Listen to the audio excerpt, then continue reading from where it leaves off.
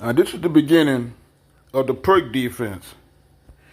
Now, after knight to f3 is played or knight to c3 is played, the one thing you don't want to do is cover up the dark square bishop, because that was the reason you played g6 to begin with. Your best move would be e6. And you say, why would you play e6 when white's dark square bishop is free? But even if white played bishop d4, you just play knight to e7. And secondly, when you play e6, you free up the other knight on this side.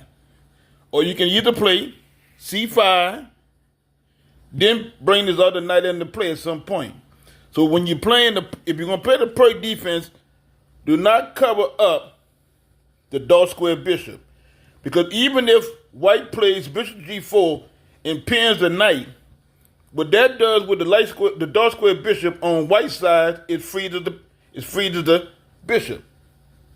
Because see, now the bishop can't move. If the bishop moves, because if this bishop moves, this knight can now come to f5, and then f6 can be played. So if you're going to play the Pirc defense, do not cover up the dark square bishop.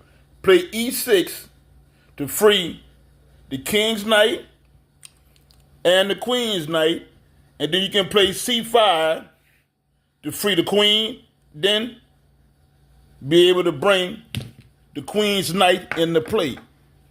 But one thing you don't ever want to do is play knight to f6 and transpose it to the king in your defense. That's not what you want to do in this situation.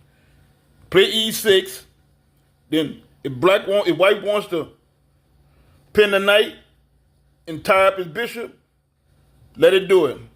Come back, play c5 or knight to c6. It's probably best to play c5 first, then e6. Because even if they exchange, white's pawn is frozen. So play e6 and do not cover up the dark square bishop in the Pirc defense. From the brain.